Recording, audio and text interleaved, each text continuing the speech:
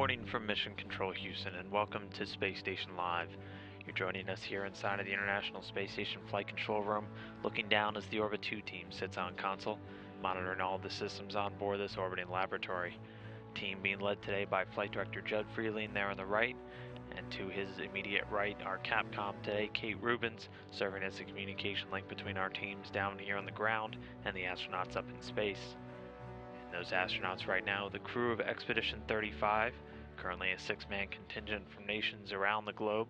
They're being led right now by a Canadian astronaut, Chris Hadfield, there in the front row on the right. Behind him are the crew members who joined him on the station in their Soyuz craft back in December, Russian cosmonaut Roman Romanenko and NASA astronaut Tom Marshburn. On the left, we have our remaining 3 crew members, 2 Russian cosmonauts, Pavel Vinogradov and Alexander Mazurkin, then finally one more NASA astronaut, Chris Cassidy. So throughout the week, the astronauts have been involved in a bevy of biological experiments on board, both cataloging the effects of spaceflight on the human body and a number of others. Starting off with Monday, Commander Chris Hadfield was tasked with operating one of the microscopes inside of the NanoRacks payload, doing an analysis of some of the crystal plates contained in one of the modules to monitor several days of crystal growth. Aside from that, he was doing some air sampling throughout the U.S. segment on board the station, checking for microbiology traces in the astronauts' breathing atmosphere. And while he was doing that, flight engineer number 1, Russian cosmonaut Pavel Vinogradov, was busy transferring some cargo from the recently docked 51 Progress vehicle. That vehicle delivering over 3 tons of supplies to this Expedition 35 crew. You can see it docked all the way at the aft end of the station, way in the back there. Currently one of 4 docked visiting vehicles to the International Space Station. Aside from that, Vinogradov was studying cardiac bioelectric activity while at rest, and he was joined in that by fellow Russian cosmonauts Alexander Mazurkin and Roman Romanenko. Meanwhile, Mazurkin on Monday, aside from that, was doing some saliva and blood collection activities for some ongoing Russian biological studies on board the station. He was also monitoring the Matryoshka experiment, a torso-shaped object on board the station used to study radiation effects, equipped with a number of monitors throughout it to document how much radiation these astronauts are exposed to during their long-duration space flights. Meanwhile, on Monday, Chris Cassidy was working with the Human Research Facility, taking some blood and urine samples of his own, and then storing them in one of the minus 80-degree laboratory freezers on board. He was also working with the BASS experiment. The first day he was working on that throughout the week. He returned to it a number of times. BASS experiment standing for the burning and suppression of solids. It's an investigation looking to examine the burning and extinction characteristics of a wide variety of fuel samples in microgravity. Meanwhile, Roman Romanenko on Monday taking some measurements for the Russian Sprut experiment, which looks to assess the adaptation mechanisms of the human body as it looks to prevent the unfavorable impact of zero gravity on astronauts' hydration status. He was also working with the Russian countermeasures system, checking for any harmful contaminants inside of the Russian Zvezda service module. And then finally on Monday, Tom Marshburn, working with the environmental health system, doing some surface sampling of his own, collecting some samples from surfaces throughout the U.S. segment and putting them in small incubators in order to get potent samples for researchers down here on the ground who constantly monitor the astronauts' environment. He was also cleaning out the potable water dispenser, just some routine maintenance on the astronaut's drinking device. Moving on to Tuesday, Commander Hadfield doing some blood sample collections for the vascular study, which looks to determine the impact of long-duration spaceflight on blood vessels for these astronauts. He also entered into a conference alongside of Tom Marshburn and Roman Romanenko with search and rescue specialists and also crew departure prep for his upcoming landing, which will be taking place on May 13th, just under 2 weeks from now. He was also doing some checkouts of the microflow cytometer on board, a technology demonstration which minimalized the size of a standard cytometer for experiments on board the station. Meanwhile, Pavel Vinogradov doing some more saliva and blood collection samples and storing those in freezers. Also downlinking some of the video that was taken when that Progress vehicle docked with the International Space Station, again delivering just over 3 tons of food, fuel, and supplies to this Expedition 35 crew. Meanwhile, Alexander Mazurkin doing some lower body negative pressure training that's used to simulate gravitational stress on the astronaut's body in order to help increase their heart rate and blood pressure. He was also replacing a number of smoke detectors throughout the Russian segment, along with Pavel Vinogradov. Meanwhile, Chris Cassidy doing some ultrasound scans. He was scanning his spine along with Tom Marshburn. Also inside of the Columbus laboratory, doing some troubleshooting on a leak that had developed in the water pump assembly number 2. And then Roman Romanenko on Tuesday, working with the electronic nose inside of the Russian station. That's an electronic device on board that is used to measure the crew's exposure to different bacteria and fungi. He was also doing some undocking preparation throughout his day. Then our final crew member on Tuesday, Tom Marshburn, was doing not only that spinal scan, but a number of other scans. The small ultrasound system on board enabling the astronauts to do real-time, high-quality imaging with minimal training. He was scanning his carotid artery and also his bladder and his hand. Moving on to Wednesday, Chris Hadfield did an acoustic survey on board the station using a sound level meter as he looked to help teams down here on the ground understand the sound loads that these crews are exposed to from all the various systems operating on board the station. He also started on the payload Ethernet hub gateway install, something he'll be continuing today, looking to upgrade some of the networking infrastructure that controls all of the payloads on board the station and relays information on them back down to the ground. You can see some of this video right here taken from Wednesday as he was working that.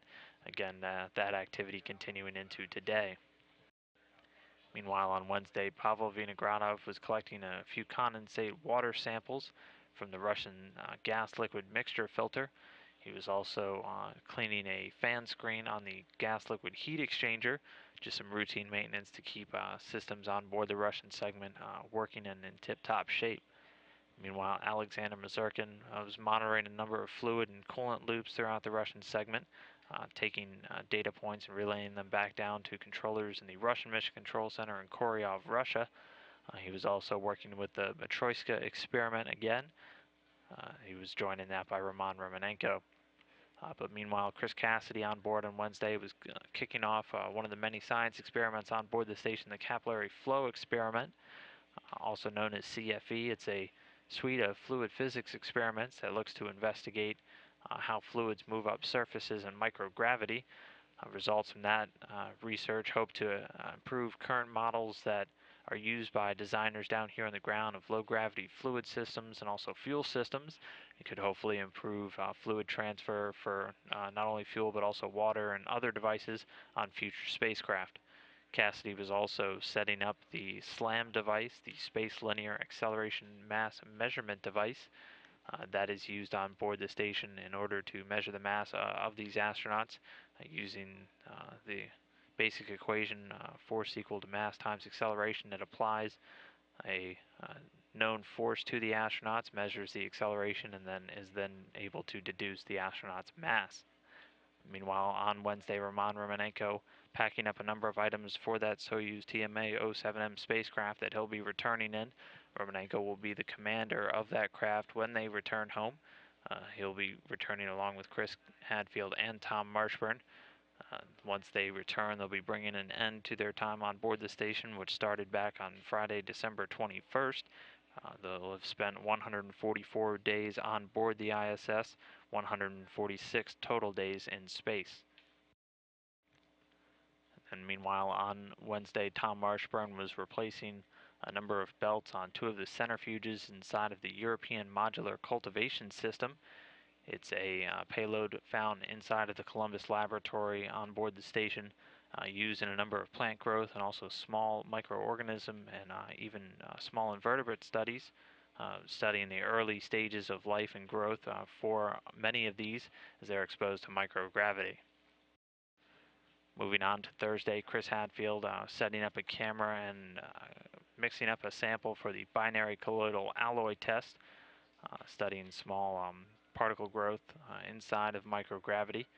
He was also working to replace a laptop on the Space Acceleration Measurement System, which studies small forces such as vibrations and accelerations of the International Space Station that are a result from the operation of all the hardware on board, but also crew activities and dynamic activities such as dockings and maneuverings. Meanwhile, Pavel Vinogradov sampling some of the condensate water upstream from that gas-liquid mixture filter that he was working on earlier in the week and transferring some items over from that 51P cargo vehicle. You can see the total station makeup to Progress currently docked to the International Space Station 50 and 51, 50 being the most recent, again delivering about 3 tons of supplies. Meanwhile, Alexander Mazurkin taking some measurements for Sprut, which again looks to study how the body reacts to the and how it stays hydrated once in microgravity for long periods of time. He helped out Pavel Vinogradov with some of that cargo transfer and also doing some routine coolant system maintenance. Meanwhile, yesterday on Thursday, Chris Cassidy was setting up the combustion integrated rack for another run of the BASS experiment, or the burning and suppression of solids. He also spent quite a bit of time inside of the Quest airlock doing some routine maintenance on the station's extravehicular mobility units, or EMUs. They are the suits that these astronauts wear when they step outside of the station for spacewalks. He was dumping out some of the water stored in tanks, which help cool and run the suit, and refilling them once again. Meanwhile, on Thursday, Roman Romanenko doing some body size measurements is just part of ongoing medical tracking for these astronauts during their expedition space flights, and he spent pretty much all of his day preparing that Soyuz vehicle and pre-packing some of the items that'll be returning home, with him again leaving the station with Tom Marshburn and Chris Hadfield just under 2 weeks from now. And then on Thursday, Tom Marshburn, working with the integrated cardiovascular study, he was doing some ultrasound scans. The integrated cardiovascular, a NASA study that looks to just focus on the heart muscle and how it changes during microgravity exposure. Typically, atrophy of the heart or weakening of the muscles of the heart can be found if not properly countered. Aside from that, Marshburn also had a chance to do a ham radio pass with students in Greensboro, North Carolina, answering questions and giving them a bit of cool insight into life on board the International Space Station. And all of that brings us to today, Friday, May 3rd.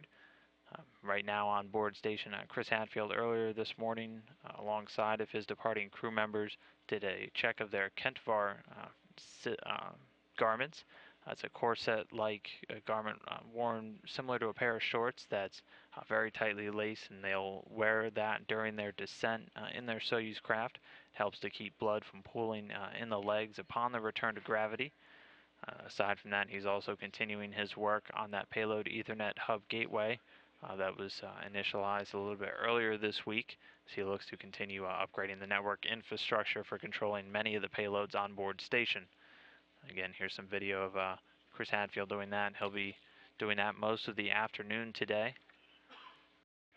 Then moving on, Pavel Vinogradov is doing some onboard training for the crew healthcare system. He'll be doing a drill and be joined by Alexander Mazurkin in that.